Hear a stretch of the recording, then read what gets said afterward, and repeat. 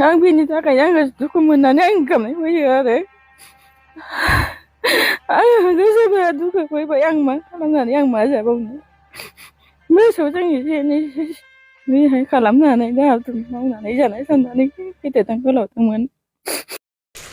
entertainment बा नालिया गावनि हिन्जावखौ लाबोबाय मैयाहाय फेसबुकाव मोनसे भिडिअ हगारदोंमोन आरो बे भिडिअनि गेजेराव लिरदोंमोन जे आं दिनैहाय क्लियारिफिकेसन होगोन होननानै लिरनाय जादोंमोन नाथाय आं दिनै भिडिअखौ नागिरबाय दिनै भिडिअआनो गैया दा बिथाङा गावनि हिन्जावखौ लाबोबाय आरो बे लाबोनाया बेसेबां सैथो बेखौथ' आं मिथिला जायखिजाया फेसबुकाव नुदोंमोन आङो गावनि हिन्जावखौ लायनाय गारिजों दा बेबो गोदोनि भिडिअ जानो हागौ मानोना माखासे मानसिफोरा गोदोनि भिडिअखौनो होलागासिनो दङ दा बेनिखायनो एकदमबारे हमना मोनाखै आरो लोगोसे क'क्राझाराव मोसौ सिखाव ओंखारदों क'क्राझारावल' नङा जोंनि बे आसामनि गुबुन गुबुन जिल्लाफोराव बर' गामिफोराव मोसौ सिखाव ओंखारगासिनो दङ क'क्राझारावबो गंसे बर' न'खराव माब्रै मोसौखौ खावदों सिबाय मोसौजोंनो जायोमोन मोसौजों हालेवोमोन मोसौनि गाइखेर जायोमोन नाथाय हरनि समाव माखासे दुथां सिखावफोरा खाबु लानानै माब्रैबो मोसौखौ खमैबो 80,000 रांनि मोसौखौ खावनानै लांबाय दा मोसौ बिगोमामोना गोबां गाबदों दा बेनि सायाव पुलिसा मा खालामगोन मोसौ सिखावखौ हमनो हागोन ना हाया बेखौ इयुनावसो मिथिसिगोन दा बेनिखायनो सांग्रां जा लोगोफोर नोंथांमोननि गामियाव फैनो हागौ मोसौ सिखाव जायफोरा मोसौ दङ बिथांमोना सांग्रां जाबानो जाबाय हर गेजेराव नायबाय थाबानो जाबाय जायफोरा मोसौफोर दङ बिथांमोना सांग्रां जाबानो जाबाय आरो दानिया फैदो जोंहा आरो भुमिका मुसाहारिया मा लिरदों नायबानो जाबाय नै केसेट ओंखारदों सोर आंनि फट'खौ गस्ला बोखारना लंथं फट' आपल'ड खालामगासिनो गाबोन केस होनाय जासिगोन जाय शेयार खालामदों आरो बेबो सांग्रां जाखादो बेबायदि लिरदों नै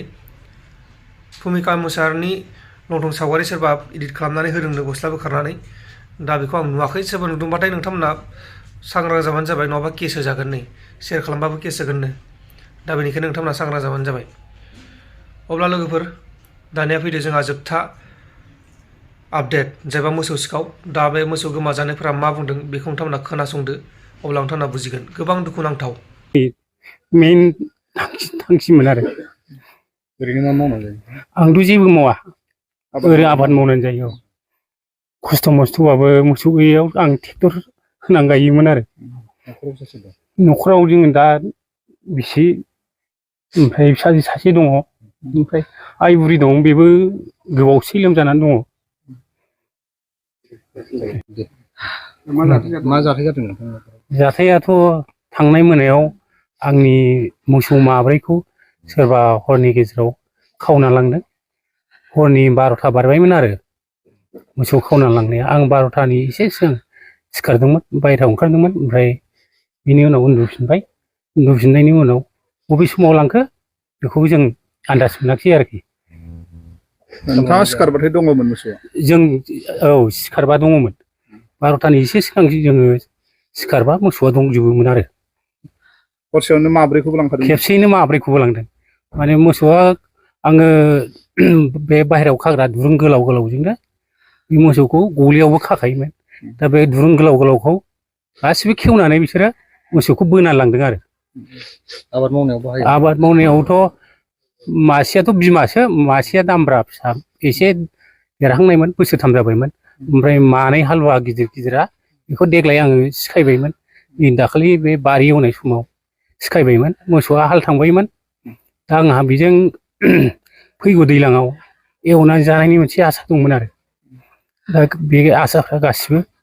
फैलार जानानै थांबाय आरो दा रां फैसानि बिथिङाव बेसेबांसो बेसेननि जागौमोन बे माब्रै मोसौजों बेयो खमैबाबो 80,000नि बेसेन जागौमोन आरोखि बे हालुवा गिदिर गिदिराथ' खमैबाबो मासेयाव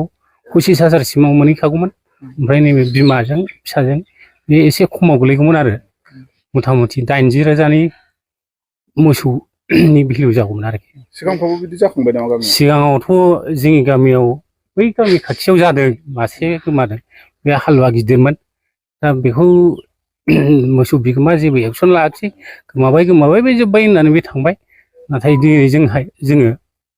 दहाय फुंनि गेजेरावनो थानायाव थांनानै एफआइआर हैदों ओमफ्राय थानानि मानसिया दा फैनानै बेखौ इनक्वाइरि खालामनानै थांबाय आरोखि खाथि खालायाव खबर लादोंना लायाखै जोंथ' दाथ' बहा मोनबावनो बेखौ खाथि खालायावथ' नागिरनानैथ' मोनखानाय नंला सन्देह दङ बे मथा मथि गारिजों बै सिखावफ्रा लानानै थांदों आंहा बेखौ सन्देह दं आरोखि आरो आंनिल' नङा बै गामि खाथिनि गामिसेनिनो आरो बै माबा बिनियावबो बिमा मासे दंमोन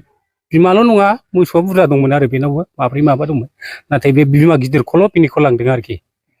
मा गामि गोलैयो बे गामिया जाहैबाय अन्थाइबारि सेरफांगुरि पुलिस स्टेसननि सिङाव थानाय रामखलबिल आनसलिक जाहैबाय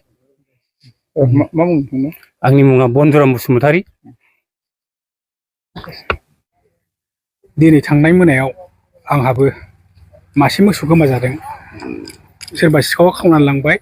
आंनि मोसौ बिमाखौ मोसौआ माब्रै दंमोन माब्रैनि गेजेराव मासे बिमाखौ लांबाय खोब बिनि दुखुआनो बिखा गावफैजोबनानै दङ मा समाव लांनाय थाल मोनाखै नामा थालथ' मोनाखिसै 12थानि उनाव जागोन खोमा